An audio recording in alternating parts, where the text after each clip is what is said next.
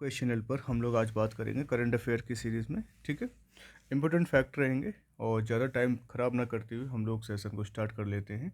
जो भी important points हैं वो दैनिक जागरण, राष्ट्रीय संस्करण, the Hindu, times of India से उठाए गए हैं और बाकी जो अ, मतलब हाईलाइटेड पॉइंट हैं सोशल मीडिया से रिलेटेड उससे भी कंटेंट को रखा गया है। ठीक है, इंपॉर्टेंट है, सारी चीज़ों को देखते हुए वेरी वेरी इंपॉर्टेंट यहाँ पर चीज़ों को बताया जाएगा। ठीक है गाइस, तो यहाँ फर्स्ट क्वेश्चन जो आपके सामने रहेगा वो है सबमरीन मड वोल्केनो। अब देखिए ये जो सबमरीन, मैं ये पूरा लिखता हूँ, सबमरीन मड वोल्केनोस, ठीक है, volcanoes, volcanoes, submarine mud volcanoes एक तरह से हिंदी में कह सकते हैं जलमग्न मिट्टी का ज्वालामुखी। ठीक है, जलमग्न मिट्टी का ज्वालामुखी। ओके, जलमग्न मिट्टी का ज्वालामुखी इसका नाम है ये। अब ये कैसे क्वेश्चन में यहाँ से बनेगा कि क्वेश्चन कहाँ से आएगा ये, तो ये पहला क्वेश्चन आपको बन सकता है यहाँ से, इसमें से ए पॉइंट लेके कि जलमग्न मिट्टी का ज्वालामुखी जो है हाल ही में किस देश में इसको देखा गया है, मतलब ऑब्जर्व किया गया है, खोज की गई है इसकी। तो हम इसमें आंसर लिख सकते हैं नॉर्वे में, है ना। नॉर्वे एक ऐसा डेवलपमेंट कंट्री है जिसकी इकोनॉमी कैसी है, क्लोज्ड इकोनॉमी है। तो जलमग्न मिट्टी का ज्वालामुखी मतलब ऐसा ज्वालामुखी जो मिट्टी के अंदर, मतलब मिट्टी जो पानी के नीचे जो है, पानी के नीचे एक भूगर्भीय संरचना है, वहाँ ये पाया गया है। ठीक है, और नॉर्वे में किस जगह पर है, बेरेंट सागर, बेरेंट सी में। जिन कैंडिडेट का पेपर है पीसीएस का 17 मार्च का और अदर जो एग्ज़ाम्स हैं SSC CGL and one day exams, उन सब में ये काम आएगा। ठीक है, याद रखना है। तो यहाँ पर बेरेंट सी में पाया गया है, यहाँ पर पूछा जाए और सबसे ज़्यादा क्या निकली है यहाँ से, तो आप बता सकते हैं मीथेन, मीथेन गैस। ठीक है, CH4 ये यहाँ पर निष्कासित हुई है इससे, ज्वालामुखी से, याद रखना है। इम्पोर्टेंट क्वेश्चन है, पूछा जाए बता देना, नॉर्वे है। ठीक है, नॉर्वे की जो करेंसी है वो आपको पता होना चाहिए। नॉर्वे करेंसी क्या है, क्रोन है, क्रोन है, करेंसी क्रोन है। देन कैपिटल ओस्लो है, ओस्लो है। ठीक है, इकोनॉमी कैसी है, ये सब पॉइंट्स हैं। इकोनॉमी है आपकी क्लोज्ड इकोनॉमी, क्लोज्ड इकोनॉमी। ठीक है, क्वेश्चन था हमारा जलमग्न मिट्टी का ज्वालामुखी कहाँ देखा गया है, नॉर्वे में देखा गया है, बेरेंट सी में देखा गया है। सबसे ज़्यादा क्या निकली है, मीथेन गैस यहाँ से निकली है। ठीक है, कैपिटल क्या है, क्रोन है, ओस्लो है, करेंसी क्या है, क्रोन है। कैसी जो मतलब इकोनॉमी है, क्लोज्ड इकोनॉमी है। ठीक है, याद रखना है, इंपॉर्टेंट रहेगा यहाँ पर। अब देखिए सेकंड क्वेश्चन, सेकंड क्वेश्चन आपको बन रहा है यहाँ पर कि जून 2023 में एक समझौता होता है, तो किस किस के बीच होता है, India and Nepal, India and Nepal. तो इंडिया एंड नेपाल के बीच में एक समझौता होता है और वो समझौता है एक तरह से बिजली के बीच, मतलब कितनी बिजली आयात करेगा, इसके बीच इम्पोर्टेंट टॉपिक है कि इंडिया और नेपाल के बीच में इलेक्ट्रिसिटी एग्रीमेंट हुआ है, इलेक्ट्रिसिटी एग्रीमेंट या ट्रीटी, तो इलेक्ट्रिसिटी विद्युत समझौता हुआ है कि भारत नेपाल से कितनी बिजली का आयात करेगा, ये यहाँ पर है। तो भारत करेगा लगभग कितनी बिजली का आयात करेगा, तो यहाँ लिख देते हैं 10,000 मेगा वाट, 10,000 मेगा वाट। ठीक है, नेपाल के पीएम कौन है, क्योंकि हमारे तो पीएम पता है सबको, है ना। इसमें आप पुष्प कमल दहल, पुष्प कमल दहल नेपाल के प्रधानमंत्री हैं, याद रखना है। और उन्होंने, जब हमारे प्रधानमंत्री नरेंद्र मोदी विजिट पे आए थे तो वहाँ पर रामायण सर्किट से संबंधित परियोजनाओं में तेजी लाने की आवश्यकता पर भी जोर दिया था। तो रामायण सर्किट कहाँ पर है? तो यहाँ पर लिख सकते हैं रामायण सर्किट। ये क्वेश्चन आता है सर्किट। तो रामायण सर्किट एक प्रोजेक्ट है नेपाल के अंदर। इस पर भी हमारे पीएम साहब ने जोर दिया था कि यहाँ पर जो इलेक्ट्रिसिटी ट्रेड है और ट्रांसमिशन है उस पर ज़्यादा से ज़्यादा मतलब फोकस किया जाएगा। इस तो यहाँ बात कर सकते हैं हम लोग कितना है, 10,000 मेगा वाट है। तो ऊर्जा सहयोग बढ़ाने के लिए हमने सिलीगुड़ी से पूर्वी नेपाल में झापा तक पाइपलाइन का निर्माण मतलब के ऊपर हमने समझौता किया है। तो ये बात कहाँ कहाँ से है इंडिया में अगर बात की जाए तो सिलीगुड़ी से लेकर झापा तक का विस्तार या डेवलपमेंट किया जाएगा। झापा आपका नेपाल में पड़ेगा, सिलीगुड़ी आपकी भारत में पड़ेगा। ठीक है, इंपॉर्टेंट है, याद रखना है। नेक्स्ट थर्ड क्वेश्चन जो बन रहा है, बाकी तो बहुत सारे हैं लेकिन हम लोग क्वेश्चन को बताकर उसके 3-4 पॉइंट लिख देते हैं ताकि और एक मतलब आसानी से कुछ क्वेश्चन आपके कवर हो जाए। ऐसा नहीं कि स्ट्रेट फॉरवर्ड बताते चले गए, लेकिन एक क्वेश्चन के अंतर्गत 4-5 क्वेश्चन आपके हो जाना पॉसिबल रहेगा, क्योंकि लोड ज़्यादा नहीं, कम कर रहे हैं हम आपको। तो भारत ने ओमान में किस देश को हराकर चौथी बार पुरुष जूनियर एशिया कप जीता?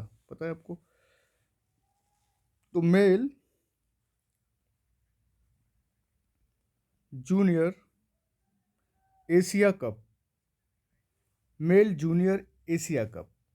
अब ये किससे संबंधित है? हॉकी से संबंधित है। ठीक है, पूछा जाए किससे रिलेटेड है तो आप बताएंगे हॉकी से संबंधित है ये।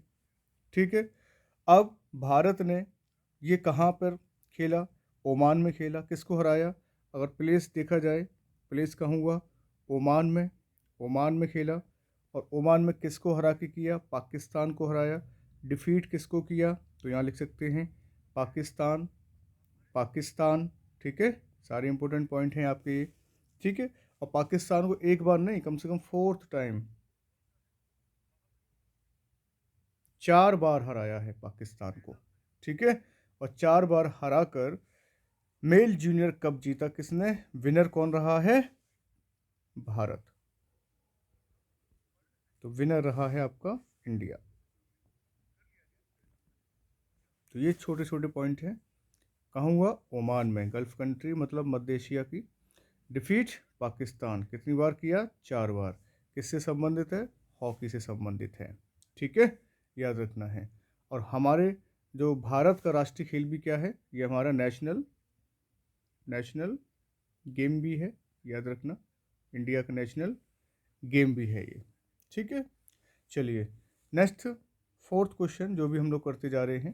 ठीक है, याद रखना है, ये सब इम्पोर्टेंट क्वेश्चन है, याद से आप करते रहना है, साथ साथ गड़बड़ मत कर लेना है। ठीक है, मैं ये सब हाईलाइटेड भी कर दिया करूँगा बाद में ताकि आपको याद रहे। चलिए, किस मंत्रालय ने अभी एक काम किया है? ERSO लॉन्च किया है। LAUNCH, ये एक लॉन्च किया है। इसका अर्थ क्या होता है पहले ये देख लेते हैं। Electronics repair services outsourcing services outsourcing. ठीक है, ये इसकी फुल फॉर्म हो जाएगी, पूछा जाए तो बता देंगे। अब ये कह रहा है किस मंत्रालय ने लॉन्च किया है? तो विच मिनिस्ट्री, कौन सी मिनिस्ट्री है, किसके अंडर में हुआ है? तो ये है आपका, देखो इलेक्ट्रॉनिक्स आ रहा है तो मिनिस्ट्री ऑफ इलेक्ट्रॉनिक्स मतलब एंड आईटी मंत्रालय, ministry of electronics and IT, ये हो जाएगा।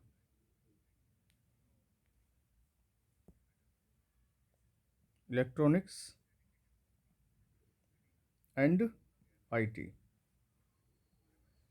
इलेक्ट्रॉनिक्स एंड आईटी मंत्रालय द्वारा इस पर फोकस किया गया है, ERSO पर। ठीक है, आउटसोर्सेस पर ज़्यादा फोकस किया गया है और कई सारे लाखों नौकरियां भी ये पैदा करेगा। और यहाँ पर अमेरिका जो है, अब देखिए एक पॉइंट बन सकता है कि इस पे अमेरिका कितने डॉलर की मदद कर रहा है। लगभग 20 बिलियन डॉलर। ठीक है, ये ऐड दे रहा है, मदद दे रहा है। कौन दे रहा है? अमेरिका। ये पॉइंट याद रखना है। ठीक है, अमेरिका जो है 20 डॉलर की 20 बिलियन डॉलर की क्या दे रहा है? मदद कर रहा है यहाँ पर हमारी। ठीक है, और हमको भाई काम तो करना ही पड़ेगा। जब अमेरिका मदद कर रहा है तो अमेरिका के लिए भी कुछ ना कुछ रास्ते खोलने पड़ेंगे, कमीशन देना पड़ेगा, क्योंकि इतनी डॉलर मदद बहुत बड़ी बात होती है। ठीक है, चलिए अब नेक्स्ट है एरावत। एरावत क्या है, क्यों ये चर्चा में रह रहा है? क्योंकि कई बार ये क्वेश्चन जो है डायरेक्ट पूछ लिया जाता है कि एरावत है क्या। अब ये एरावत क्या होता है? ये एआई सुपर कंप्यूटर। एआई, अब एआई तो आपको पता है, सब जगह आ चुका है। AI super computer. एआई के आने से रोजगार में कमी आई है, ये देखा गया है। देखिए बड़े से बड़ा कंट्री जैसे कि अमेरिका है, वहाँ का कैलिफोर्निया भी एक ऐसा कंट्री है, वो ऐसा राज्य है जहाँ पर स्ट्राइक हो गई एआई से। बॉलीवुड में, प्रिंट मीडिया, तो ये सब एआई का फ़र्क पड़ रहा है इनके ऊपर। ठीक है, तो एरावत एआई सुपर कंप्यूटर है। कई बार डिस्कस कर लिया जाता है कि बताइए क्या है, तो सुपर कंप्यूटर है एरावत। और top 500 global super computing list में इसका 75 है। टॉप 500 ग्लोबल में क्या है? सुपर कंप्यूटिंग लिस्ट में 75th देख लो पोजीशन है या रैंक। याद रखना 75वीं रैंक हासिल की है। और ये प्रोग्राम कहाँ हुआ था एआई सुपर कंप्यूटर का? तो आप बता सकते हैं जर्मनी में। जर्मनी में किया गया था। और कौन सा संस्करण था? 61 एडिशन। 61 एडिशन। क्लियर? तो ये इंपॉर्टेंट रहता है। ठीक है, जर्मनी में 61 एडिशन किया गया था एआई सुपर कंप्यूटर से रिलेटेड, जो कि दुनिया में 75th रैंक हासिल की है एरावत ने। और एरावत जो है हमारे इंडिया में जो काम कर रहा है, वो पुणे में सबसे पहले इसने काम करना शुरू किया। पुणे में इसने काम करना शुरू किया है। ठीक है, ये क्वेश्चन ऐसे बनेंगे हमारे, बहुत ही इंपॉर्टेंट क्वेश्चंस रहेंगे, आगे करते चले जाना है।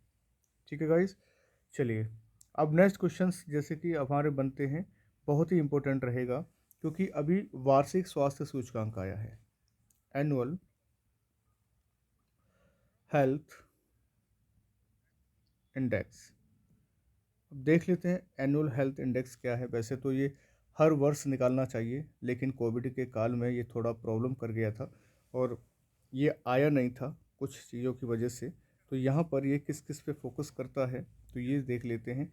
अब इसमें कौन कौन से ऐसे राज्य हैं जहाँ पर अच्छा है और कौन से ऐसे राज्य हैं जहाँ खराब प्रदर्शन है एनुअल हेल्थ इंडेक्स में। ठीक है, अब देखे जाए तो इसमें हमने स्टेट वाइज देखा जाए तो केरल जो है, तमिलनाडु जो है, वो बेस्ट रैंक पे आया है। ठीक है, टॉप में कौन कौन है मैं ऐसे लिखता हूँ, टॉप कंट्री में मतलब जहाँ शीर्ष है, जहाँ अच्छी स्थिति है, तो वो है आपका केरल, केरला। ठीक है, पहले पर। सेकंड पे आप लिख सकते हैं तमिलनाडु, तमिलनाडु बेस्ट परफॉर्मेंस रहती है वहाँ पर इनकी हमेशा के लिए। क्या कहते, केरला तो हमेशा ही रहता है। थर्ड पे तेलंगाना। तो ये तीन चीज़ें आप लिख सकते हैं, first rank, second rank, first, second, third. Annual health index, annual health index. ठीक है, वार्षिक स्वास्थ्य सूचकांक। केरला बेस्ट है, सेकंड पर तमिलनाडु, थर्ड पर तेलंगाना। अब जो खराब पोजीशन में स्टेट हैं ये टॉप में हैं। अब जो लोवेस्ट हैं, लोवेस्ट स्टेट कौन है? अब लोवेस्ट में आप लिख सकते हैं बिहार, उत्तर प्रदेश, मध्य प्रदेश, तीन ही लिख देते हैं, कोई इशू नहीं, बड़ा ज़्यादा लंबा नहीं पूछा जाता है। तो बिहार, उत्तर प्रदेश, मध्य प्रदेश, ये देख लीजिए आप, ये आपके लोएस्ट में है। कोई स्थिति ठीक नहीं है। चाहे उत्तर प्रदेश में योगी आदित्यनाथ की सरकार चल रही है, वो सिर्फ कागज़ों पे चल रही है। गुंडागर्दी मिटाना और वहाँ पर सड़कें वगैरह, बिजली पानी लगाना, वो ठीक है। कितना एक बार एक ही काम को बार बार करेंगे? जो हमें काम करना है वो रोज़गार पे नहीं काम करना होता है, वो रोज़गार पे काम हो ही नहीं रहा है। बाकी सारे काम हम लोग कर रहे हैं, रोज़गार पे नहीं हो पा रहा है, हेल्थ पे नहीं हो पा रहा है, एजुकेशन पे नहीं हो पा रहा है। ये हमारे रूट हैं, ये हमारा एक तरह से इंफ्रास्ट्रक्चर है, इस पर हम लोग फोकस नहीं कर पा रहे। बाकी सारी चीज़ें कर रहे हैं, ठीक है। लेकिन अब सरकार को हमने 10 साल का मौका दिया है, 2027 तक उत्तर प्रदेश में रहेगी। फिर भी यूपी का रैंक हेल्थ में सेकंड पोजीशन पा रहा है, मतलब लोवेस्ट में सेकंड पोजीशन है। हालत ख़राब है गाइस, ठीक है। तो ये हैं कुछ। अब आप बताएंगे, अब आप ये बताइए, मतलब जो एनुअल हेल्थ इंडेक्स है, ये तो अब हमें पता है कि राज्य वो मिनिस्ट्री ऑफ हेल्थ जो निकालती है, स्वास्थ्य मंत्रालय है, और इस समय कौन मंत्री हैं? मनसुख मांडविया हैं, ठीक है। अब हम नॉर्थ ईस्ट की बात करेंगे, नॉर्थ ईस्ट में कौन कौन से ऐसे स्थान हैं जहाँ अच्छा है? नॉर्थ ईस्ट में भी ठीक है, यहाँ लिख देते हैं नॉर्थ ईस्ट का भी, क्योंकि नॉर्थ ईस्ट में काफ़ी स्टूडेंट हैं जो कन्फ्यूज होते हैं कि नॉर्थ ईस्ट का सर रैंक क्या है। तो नागालैंड, वैसे अरुणाचल प्रदेश से लिख लेते हैं, अरुणाचल प्रदेश, नागालैंड जो बेल्ट हमारी लास्ट की है, नागालैंड, मणिपुर, इसकी रैंक हम आपको बता देते हैं। अरुणाचल प्रदेश की भी ठीक ठाक है, 6th पोजीशन है, देख लीजिए। नागालैंड की भी ठीक है, 7th पोजीशन है, और मणिपुर की ठीक है, 8th पोजीशन है। तो हमारे लिए अच्छी बात है ना। वहाँ का स्वास्थ्य अच्छा है, क्योंकि पहाड़ी इलाका है, हिमालय से ढके हुए हैं, तो ज़्यादा पॉल्यूशन नहीं है, ज़्यादा ट्रैफिक नहीं है। तो अरुणाचल प्रदेश 6 है, नागालैंड 7 है, मणिपुर 8 है, और बाकी हमने लिख ही ली है। केरल की फर्स्ट है, एंड तमिलनाडु की सेकंड है, थर्ड आपकी तेलंगाना है, बाकी सबसे ख़राब बिहार, फिर यूपी, देन मध्य प्रदेश। तो ये रहेगा यहाँ पर। अब क्वेश्चन एक और बन सकता है कि सर केंद्र शासित प्रदेश में सबसे अच्छा कौन है? तो केंद्र शासित प्रदेश में, ये तो हमने स्टेट की बात कर ली, ये तो स्टेट हो गए, स्टेट हो गए, ये भी स्टेट हो गया। अब यूटी की बात करें तो यूटी यहाँ लिख लीजिए। यूटी में सबसे अच्छा कौन है? तो यूटी में सबसे अच्छा है लक्षद्वीप, लक्षद्वीप, ठीक है। और लोवेस्ट कौन है जहाँ की स्वास्थ्य हालत ख़राब ज़्यादा ज़्यादा है? तो आप बता सकते हैं दिल्ली।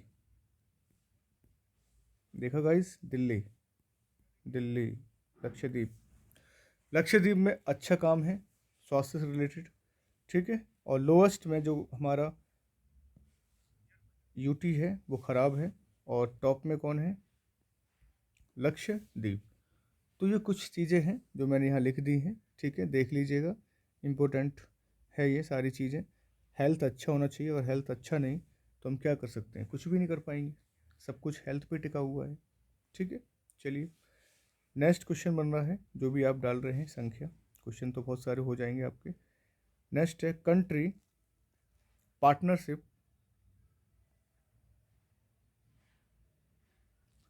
एक minute, country partnership strategy, strategy. अब ये क्या है? देश साझेदारी रणनीति है। क्या है ये? देश साझेदारी, साझेदारी रणनीति, देश साझेदारी रणनीति क्या है ये? अभी कह रहा है कि संस्था के द्वारा भारत के लिए काउंटर पार्टनरशिप स्ट्रेटेजी की शुरुआत की गई है। तो इसकी जो शुरुआत की गई है, ये मतलब start by Asia development bank, Asian development bank, done. तो याद रखना है, started by Asian development bank. अब ये है क्या है? अब इस पे भी थोड़ा फोकस डाल लेते हैं, 2-3 पॉइंट लिख लेते हैं क्या है क्या नहीं इसमें। तो देश साझेदारी रणनीति में जो संस्था है वो एशियन डेवलपमेंट बैंक ने शुरू की है, ठीक है। और भारत भी इसका एक हिस्सा है। किसका? एडीबी का, जिसे कहते हैं एडीबी। इसका मेंबर इंडिया भी है, इंडिया मेंबर है यहाँ का, ठीक है। और यहाँ पर इंडिया के लिए काफ़ी काम की बातें रखी गई हैं। जैसे इंडिया में क्या क्या किया जाएगा इसके द्वारा। पहला पॉइंट, क्रिएट एम्प्लॉयमेंट, रोजगार सृजित होगा यहाँ पर, ठीक है। बी पॉइंट क्या होगा, जो क्लाइमेट है उसको क्या किया जाएगा, फ्लेक्सिबल मतलब लचीला बनाया जाएगा, लचीला बनाया जाएगा ताकि उसमें संशोधन किए जा सकें। थर्ड पॉइंट, यहाँ पर social and economic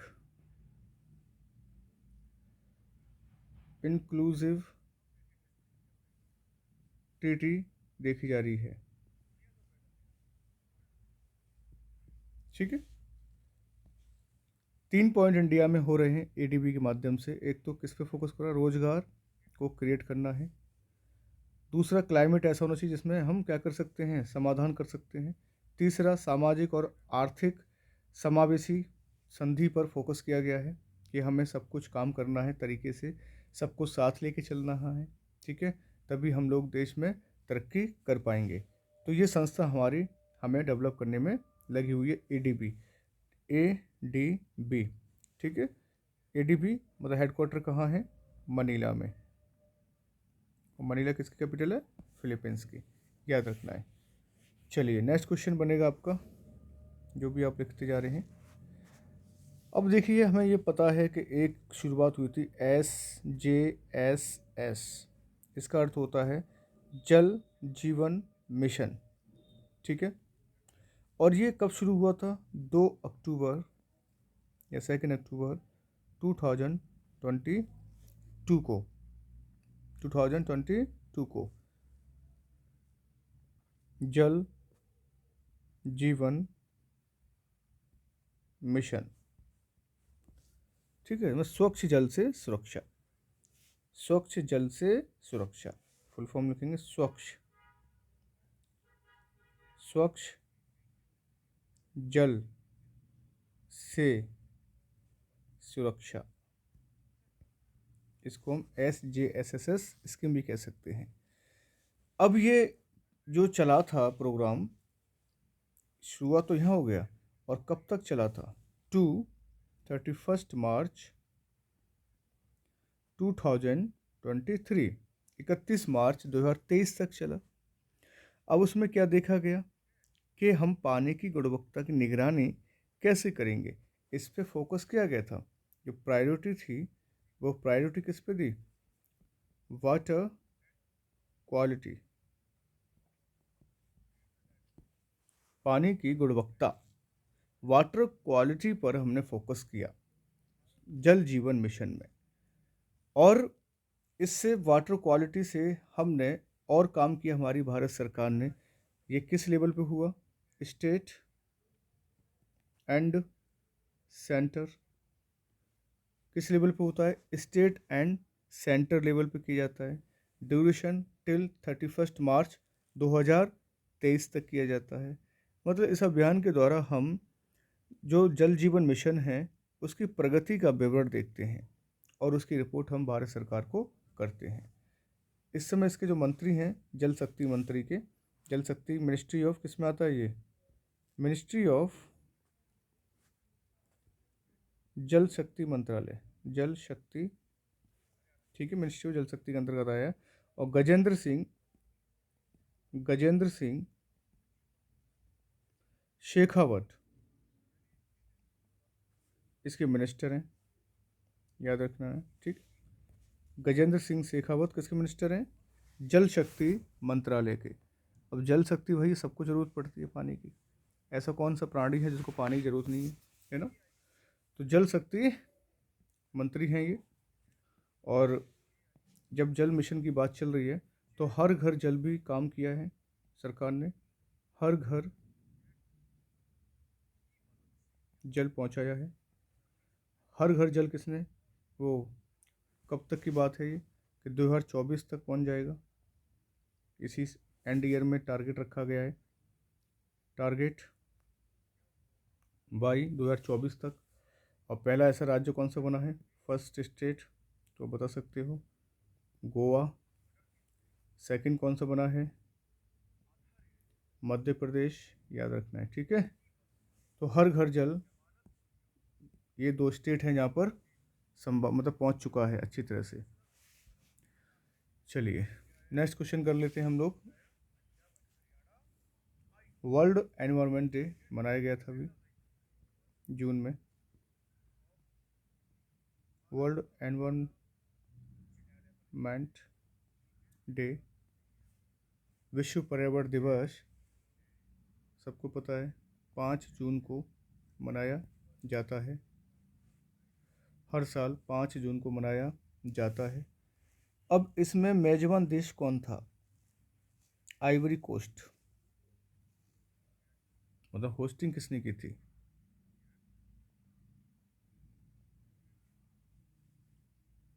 Ivory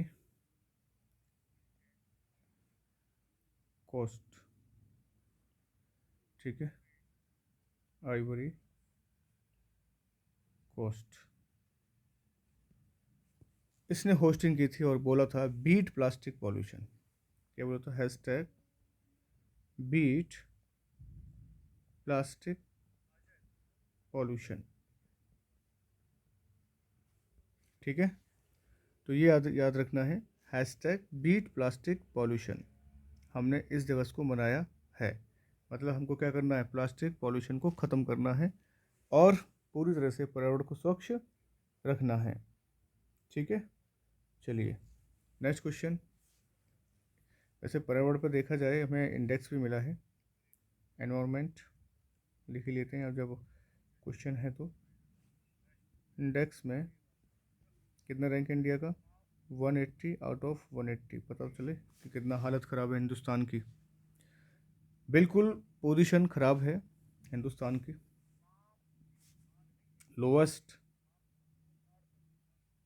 lowest rank of the world. सबसे कम रैंक है किसकी, इंडिया की। ये इंडिया की रैंक बताया मैंने आपको, ठीक है। इंडिया की हालत ख़राब है पर्यावरण सुरक्षा में, पर्यावरण कंजर्वेशन में, प्रोटेक्शन में। हालत ख़राब है, 180/180 है, बहुत स्थिति ख़राब है, ठीक है। और भारत सरकार ने इस रिपोर्ट को मानने से मना भी किया था, अगर आपको कुछ याद है तो। ये रैंक ख़राब है हमारी, हिंदुस्तान की रैंक है ये, इंडिया का रैंक है, ठीक है। अब क्या कह सकते हैं, मिल गया तो मिल गया। चलिए नेक्स्ट क्वेश्चन।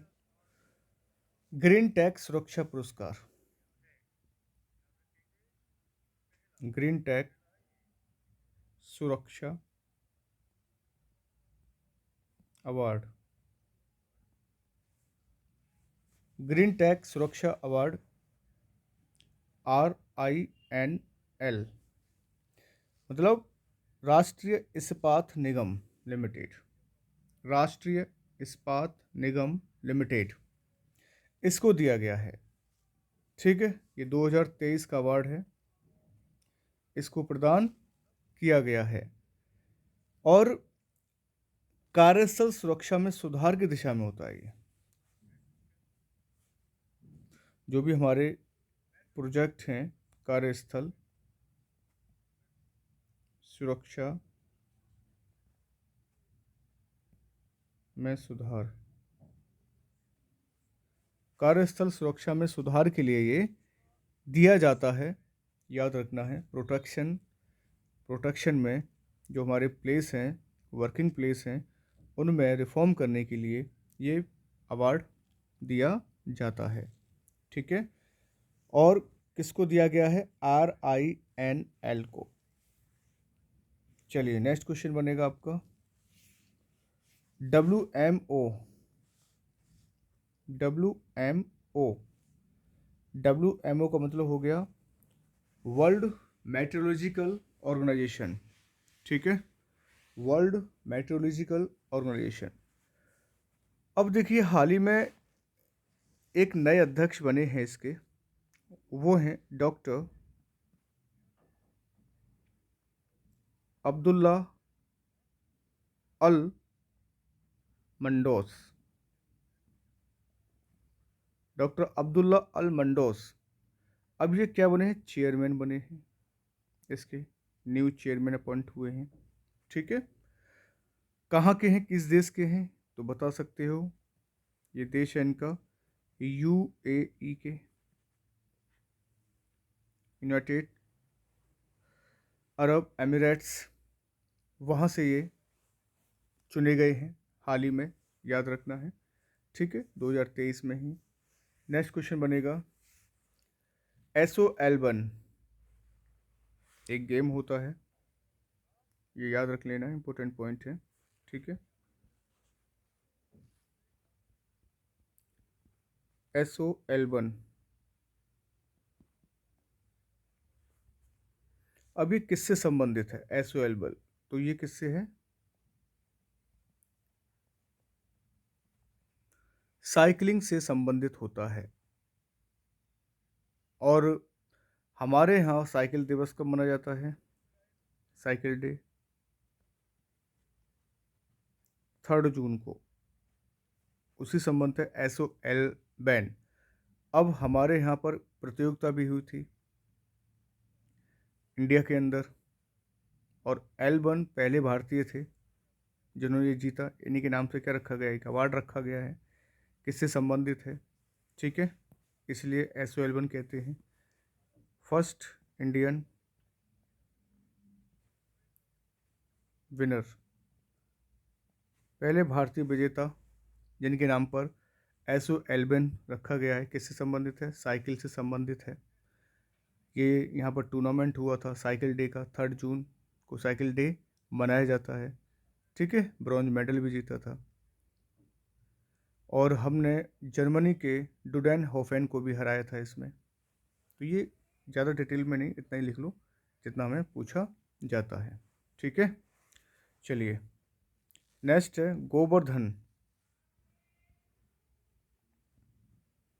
गोवर्धन, अब ऐसे लिख सकते हैं आप। अब ये एक पोर्टल है, ये एक पोर्टल है, गोवर्धन पोर्टल है ये एक।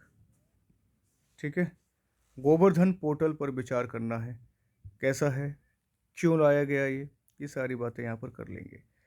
इसमें क्या है, जो हमारे सेंट्रल एग्रीकल्चर है, हमारे किसान हैं, पीजेंट हैं, उनके लिए ये शुरू किया गया था। ठीक है, गोवर्धन पोर्टल किसके लिए शुरू किया गया, पीजेंट मतलब किसान के लिए शुरू किया गया है। ठीक है, फॉर, यहाँ लिखेंगे पहली बार पीजेंट है, देन एनिमल हस्बेंड्री है, पशुपालन है, डेयरी है, डेयरी है। ठीक है, तो और हमारा उसमें मत्स्य पालन, फिशरीज भी है, फिशरीज भी है, डेयरीज है, फिशरीज है, नेचुरल गैस है, नेचुरल गैस है। तो ये सारी चीज़ें हैं जिनसे संबंधित है गोवर्धन पोर्टल। अब पोर्टल पे जाकर यहाँ पर हम लोग कंप्लेन कर सकते हैं, कोई भी इशू होता है किसी प्रकार का, है ना। तो ये सारी चीज़ें यहाँ पर सरकार ने शुरू की हैं, सेंट्रल गवर्नमेंट के द्वारा शुरू किया गया है। किसके लिए शुरू किया गया है, किसानों के लिए, पशुपालन के लिए, और डेयरी के लिए, मत्स्य पालन और प्राकृतिक गैस के लिए ये वो जो है योजना शुरू की गई है। ठीक है, 2023 में ही, पूछा जाए कब है, 2023 में। ठीक है, ministry of agriculture, Narendra Singh Tomar थे उस समय जो मंत्री थे, कृषि मंत्री, याद रखना है। ठीक है, ये पॉइंट है वेरी वेरी इंपॉर्टेंट, इन पे आप लोग फोकस कर लेना। पूछ लिए जाते हैं कभी कभी। चलिए गाइस, नेक्स्ट है city investment.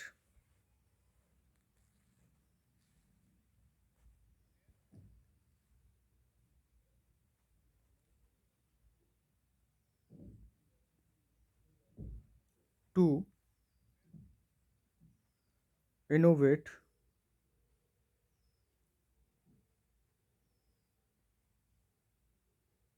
Integrate and sustain 2.0। ठीक है, इसको हम ऐसे भी लिख सकते हैं,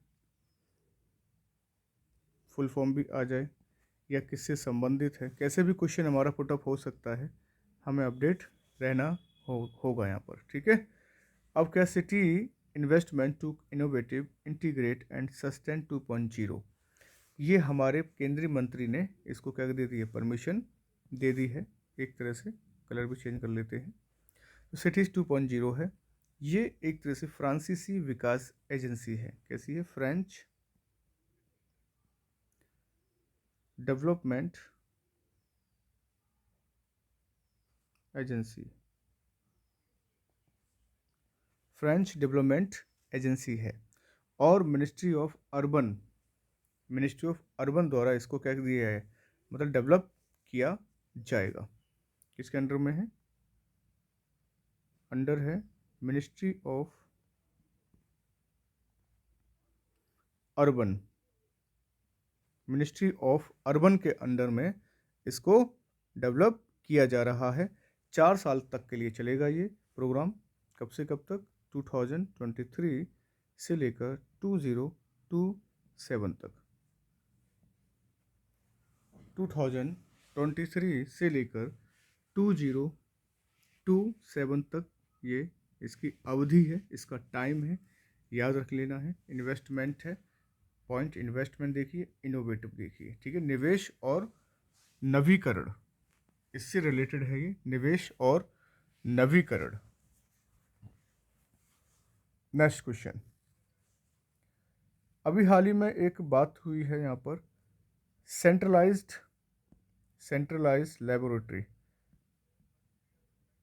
laboratory network, centralised laboratory network, जिसे हम कहते हैं CLN। अब इसमें कितने देश हैं, लगभग 13 देश शामिल हैं, 13 कंट्रीज।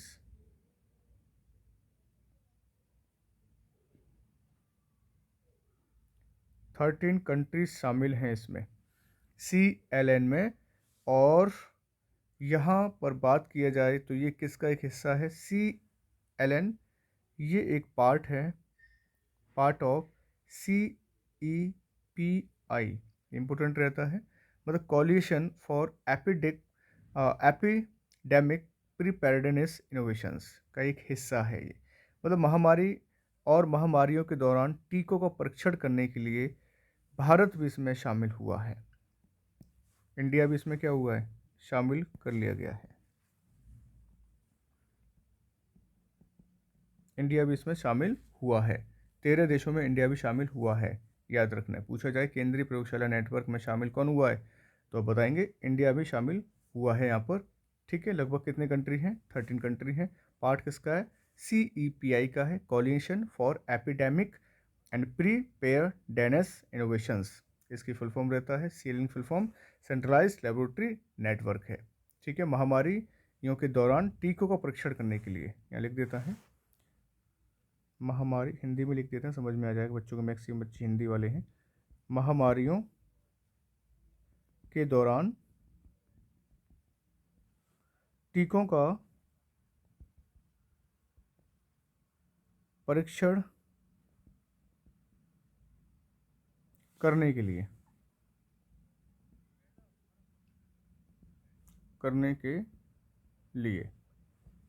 ठीक है, ये शुरुआत की गई है। चलिए, नेक्स्ट क्वेश्चन बनेगा आपका, India EU global gateway conference कहाँ आयोजित किया गया? याद रखना है, India EU global gateway conference कहाँ आयोजित किया गया है? तो आप बताएंगे शिलोंग। शिलोंग में आयोजित किया गया है, इम्पोर्टेंट है, ठीक है। अब ये क्यों किया गया है? कि कनेक्टिविटी और बुनियादी ढांचे को बढ़ावा देने के लिए।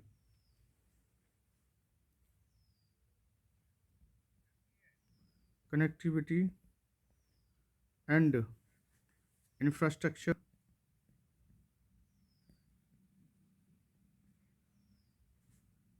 को बढ़ावा देने के लिए गाइस, ठीक है। काफ़ी अच्छे क्वेश्चन है, मैं यहाँ पे कोई ब्रेक नहीं ले रहा, बार बार पढ़ना है आपको, तरीके से पढ़ना है, तो शॉर्टकट मारना है तो शॉर्टकट मारते रहिएगा। India EU global gateway conference कहाँ हो रही है? शिलोंग। किसके लिए है? कनेक्टिविटी एंड इंफ्रास्ट्रक्चर को बढ़ावा देने के लिए। यहाँ से क्वेश्चन बनते हैं गाइस, याद रखना है। अब इसमें गाइस नेक्स्ट क्वेश्चन जो बनेगा वो रहेगा आपका वर्ल्ड बैंक। अब वर्ल्ड बैंक के नए चेयरमैन कौन बने हैं ना, तो ये हम डिस्कस कर लेते हैं। तो नए चेयरमैन यहाँ पे नियुक्त किया गया इनको, अजय बंगा को।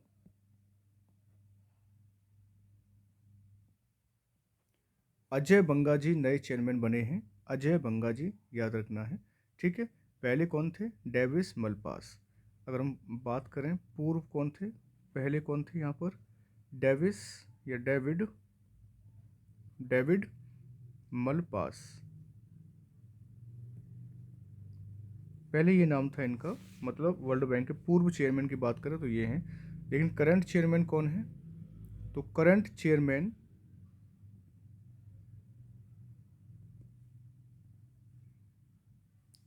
चेयरमैन है अजय बंगा, याद रखना है, ठीक है। अब अजय बंगा करंट चेयरमैन तो हो गए, लेकिन डेविड मलपास ने क्यों इस्तीफा दे दिया? तो इस्तीफा दिया था इन्होंने, रिज़ाइन किया था गाइस। और रिज़ाइन क्यों किया था? क्योंकि जब जलवायु प्रॉब्लम हुई थी क्लाइमेट से संबंधित, तो उनका कार्यकाल पूरा होने से पहले इन्होंने अध्यक्ष पद से इस्तीफा दे दिया था, ठीक है। जलवायु संबंधी विवाद था, क्लाइमेट डिस्प्यूट्स था, उससे संबंध दे दी, उन्होंने रिजाइन दे दिया था। करंट चेयरमैन जो बनाए गए हैं वो अमेरिका के जो प्रेसिडेंट हैं जो बाइडन साहब, याद रखना है। वो मास्टर कार्ड के पूर्व CEO थे ये। अगर पूछा जाए अजय बंगा साहब, तो यहाँ लिखेंगे फॉर्मर CEO मास्टर कार्ड के फॉर्मर क्या थे? CEO थे, ठीक है। उनको बनाया है, किसने बना दिया? प्रेसिडेंट ऑफ अमेरिका साहब ने, अमेरिका के राष्ट्रपति ने इनको अपॉइंट कर दिया, जो बाइडन साहब को कर दिया। मतलब जो बाइडन ने अजय बंगा को विश्व बैंक का CEO अपॉइंट कर देते हैं। टोटल मेंबर कितने हैं यहाँ पर? वैसे वर्ल्ड बैंक का हेडक्वार्टर किधर है? तो हेडक्वार्टर लिखेंगे आप वाशिंगटन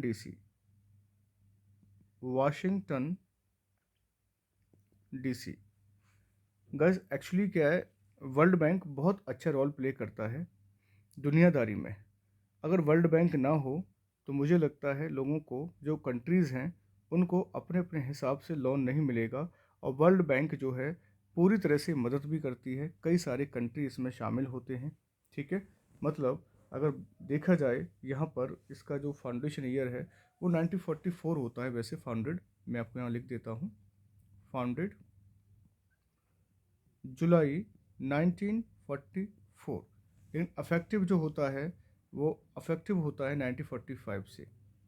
दो डेट हमेशा कंफ्यूज करती हैं, ये अफेक्टिव डेट रहती है और वैसे जो है 1944 रहता है इसका, याद रखना है, ठीक है।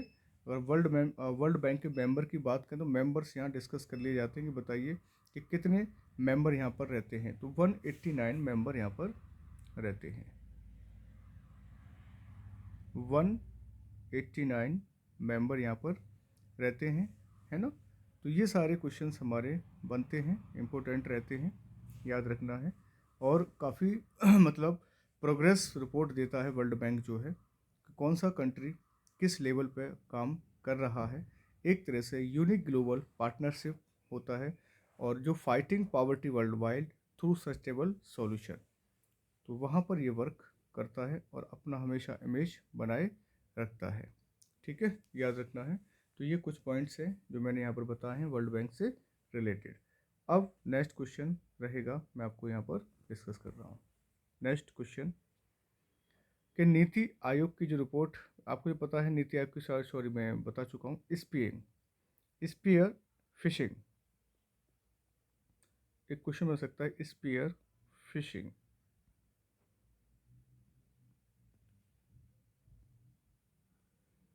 स्पीयर फिशिंग, अब ये क्या है? ये एक तरह से जो इलेक्ट्रॉनिक संचार घोटाला हुआ था उससे रिलेटेड ये चर्चा में रहा वर्ड। स्कैम हुआ था ना, स्कैम,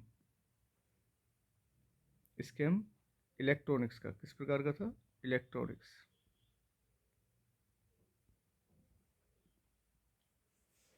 इलेक्ट्रॉनिक स्कैम हुआ था, उससे संबंधित कौन सी रिपोर्ट आई थी? स्पेयर फिशिंग रिपोर्ट आई थी यहाँ पर। ठीक है, और कई सारे लोग इसके तहत जेल भी गए थे, क्योंकि ईमेल करते थे, अटैचमेंट होता था, कई सारी तकनीकों को हैक कर लिया जाता था।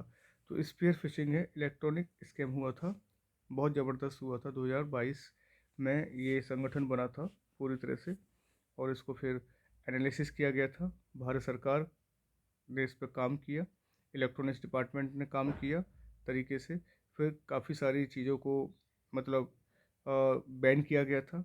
और वैसे देखा जाए खाता, क्रेडेंशियल्स है, वित्तीय जानकारी जैसी जो संवेदनशील जानकारी है, तो उसमें ये लक्ष्य होता है कि कोई चीज़ हमें चुराने की कोशिश करते हैं, है ना? तो बार बार कई कई चीज़ों को हम लोग क्या करते हैं, ऑनलाइन खरीद लेते हैं, तो वहाँ पे सारी चीज़ें होती है ये सब। चलिए, किस स्थान पर उत्खनन से पूर्व मौर्य काल के साक्ष्य मिले? सॉरी, कच्चा इस्पात, कभी दिमाग उस साइड चला गया आज, थोड़ा कुछ प्रॉब्लम्स, एक कॉल्स आ रहा था उसमें ध्यान चला गया। चलिए कोई नहीं। नेक्स्ट है root of development. Root of development क्या है? रूट ऑफ डेवलपमेंट तो विकास का मार्ग है, ये चर्चा में रहा है काफ़ी सारा कि क्या है ये देखिए, मैं रूट ऑफ डेवलपमेंट बता रहा हूँ कि ये एक तरह से इराक, इराक एक देश है, उसने क्या किया, इराक ने यूरोप और पश्चिमी एशिया को जोड़ने वाली, इराक ने क्या किया है, यूरोप एंड वेस्ट एशिया को जोड़ने वाली क्या बनाई? रूट ऑफ डेवलपमेंट प्लान बनाया, याद रखना। रूट ऑफ डेवलपमेंट बनाया, किसने बनाया? इराक ने बनाया, यूरोप एंड वेस्ट एशिया के बीच में बनाया। ठीक है, ताकि वो क्या कर सकता है, सड़क और रेल बना सके।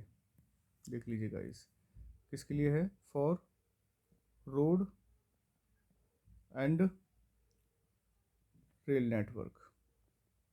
पूछा जाए कौन सा कंट्री डेवलप कर रहा है रूट ऑफ डेवलपमेंट, तो आप बता सकते हैं इराक। ठीक है, तो यूरोप, पश्चिम एशिया और एशिया को जोड़ेगी ये लाइन। ठीक है, याद रखना है। यह पोर्ट जैसे देखा जाए तुर्की की सीमा से भी जोड़ता है, टर्की की जो सीमा है उसको भी जोड़ेगा ये। तो ये कुछ वेरी वेरी इंपॉर्टेंट क्वेश्चन हैं जो हमारे लायक हैं। ठीक है, तैयार किए गए हैं। आपको लग रहा हो काफ़ी टफ क्वेश्चन है, टफ नहीं है, बहुत इजी है। जो डेली आप लोग न्यूज़पेपर पढ़ते हैं वहीं से क्वेश्चन है ये, कोई अलग से क्वेश्चन नहीं यहाँ पर दिखाए जा रहे हैं। ठीक है, याद रखना है। नेक्स्ट है जेंडर गैप रिपोर्ट, कुछ और कर लेते हैं दो चार क्वेश्चन उसके बाद, ठीक है, बंद करते हैं। Gender gap report 2023। अब जेंडर गैप रिपोर्ट है, अब इसमें बात रखी गई है कि बताइए कौन सा हमारा भारत देश किस स्थान पर रहा है यहाँ पर। ठीक है, तो लैंगिक समानता की बात कर रहे हैं हम लोग यहाँ पर, है ना? 140 देशों में 127वें स्थान पर रहा है। मतलब इंडिया का रैंक जो है वो ये है, इंडियाज़ रैंक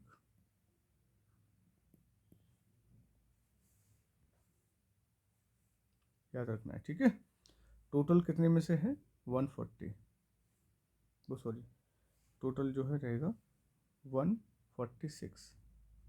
146 में कौन सा रैंक है? 127 इंडिया का रैंक है यहाँ पर, ठीक है। ज़्यादा खास नहीं है, बहुत स्थिति ख़राब है। वैसे देखा जाए पिछली हिसाब से तो ठीक है। कौन पब्लिश करता है इसको, रिपोर्ट को? तो वो आप लिख सकते हो, world economic forum. World economic forum ये जो है रिपोर्ट को तैयार करता है, ठीक है। क्लियर है यहाँ पर? तो याद रखना, आइसलैंड ने लगातार अच्छा रिकॉर्ड हासिल किया है। टॉप पे बात करें तो कौन है टॉप पर? आइसलैंड, ठीक है। पीस फिल्म में भी आइसलैंड टॉप पर है, और इसमें भी टॉप पर आइसलैंड ही है, और लगातार 14 टाइम्स, 14वीं बार लगातार जीता है ये, 14वीं बार, याद रखना है। शीर्ष स्थान हासिल किया है इसने, ठीक है। हमारे यहाँ तो जेंडर गैप रिपोर्ट बहुत ही ज़्यादा हालत ख़राब है। लोग शादी का आता ही पता ही नहीं रहता, शादी कब करेंगे। समय से पहले कर लेते हैं, कुछ कुछ समय के बाद कर लेते हैं, लेकिन टाइम पर कुछ नहीं होता है। ये है, आइसलैंड एक ऐसा कंट्री बन गया जो टाइम पर सारे काम होते हैं यहाँ पर। चलिए, नेक्स्ट क्वेश्चन बनेगा आपका important, world drug report. World drug report 2023, world drug report 2023 किस संस्था द्वारा जारी किया गया? तो आप जारी कर सकते हैं यूएन ने, ठीक है। Report declare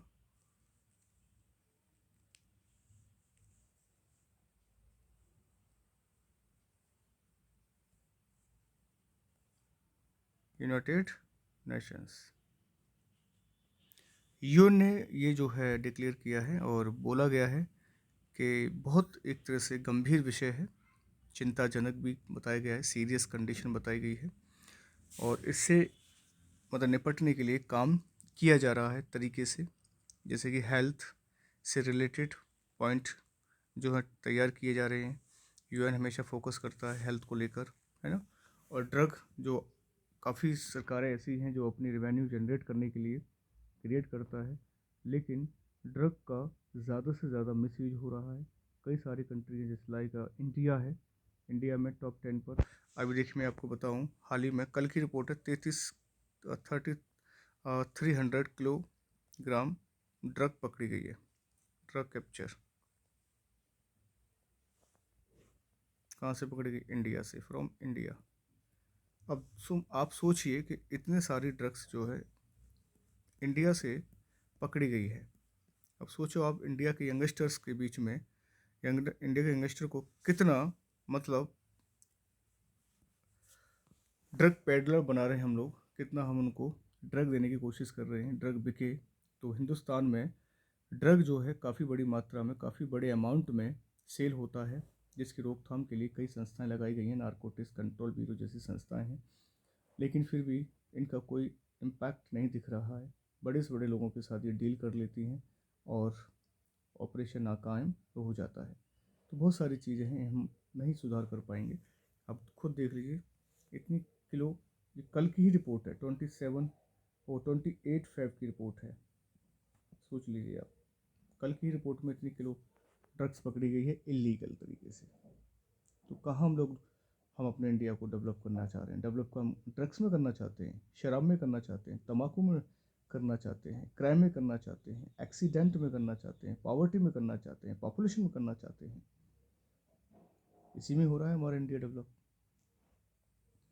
lower class, lower middle class ख़त्म, दम तोड़ देगा, सांसें ख़त्म हो जाएंगी उसकी। बस दो आदमी जी सकते हैं, जो ज़्यादा गरीब है, जिसको पता आता नहीं है, वो जी सकता है, कल क्या होगा भाड़ में जाए। और दूसरा आदमी, अमीर आदमी जी सकता है आराम से, आन बान शान के तहत। लेकिन जो मिडिल क्लास का है, लोअर मिडिल क्लास के हैं, वो अपनी ज़िंदगी को खपा रहे हैं, तपा रहे हैं बेचारे। क्या कर सकते हैं।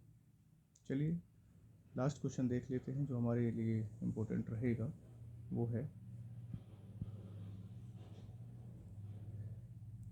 SALVEX साल्वेक्स 2023। ठीक है, अभी है क्या साल्वेक्स? साल्वेक्स देखा जाए तो ये एक INUSN का है, मतलब एक तरह से भारतीय नौसेना और अमेरिकी नौसेना के बीच का एक समझौता किया गया है। इसका एडिशन कौन सा हो रहा है?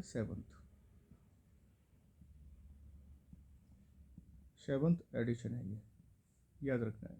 ठीक है, किसके बीच हो रहा है? इंडिया,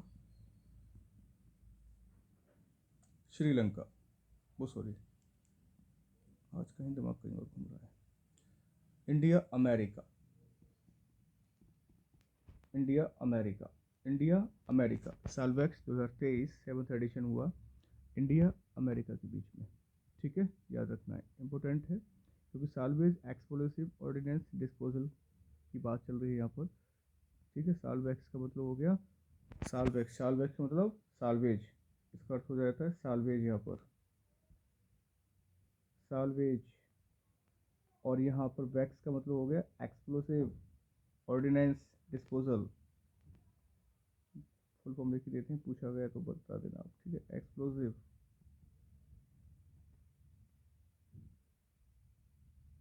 ऑर्डिनेंस डिस्पोजल, तो ये है। ठीक है, जिसे हम EOD कह सकते हैं। तो ये हुआ है भारत अमेरिका के बीच में, और दोनों की नेवी है यहाँ पर, इसकी भी नेवी है, इसकी भी नेवी है। ठीक है, नौसेना के सहयोग में एक बहुत बड़ा इतिहास यहाँ पर रचा जा रहा है, रचा गया है। बहुत अच्छी बात है कि अमेरिका आज भी हमारे साथ में काम कर रहा है। कई सारे ऐसे नहीं अमेरिका कर रहा है, रशिया भी है ना, और फ्रांस भी है, बेल्जियम भी है, इसराइल भी है। तो कई सारे देश ऐसे हैं जो आज भी हमारे साथ काम कर रहे हैं। ठीक है, चलिए मैं एक लास्ट क्वेश्चन लिख लेता हूँ, एक इम्पोर्टेंट भी है, अच्छा सा है। तो यहाँ पर स्टार्टअप की बात करता हूँ मैं, स्टार्टअप। ठीक है, 20। अब एक शिखर सम्मेलन होता है स्टार्टअप 20, तो ये कहाँ होता है? ये होता है गुरुग्राम में, गुरुग्राम में ये होता है स्टार्टअप 20। ठीक है, गुरुग्राम में स्टार्टअप 20,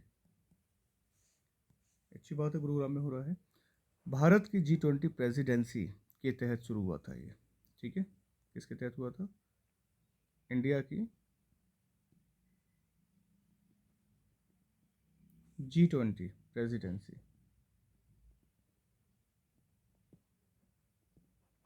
के अंडर,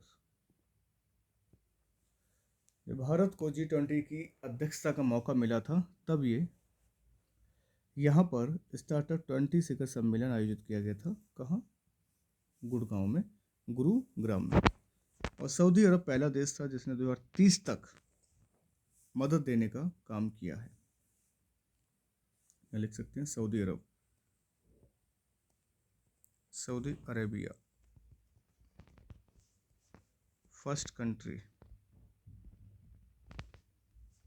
सऊदी अरब पहला देश बन गया है जो कम से कम कितना 1 trillion, trillion guys, trillion dollar,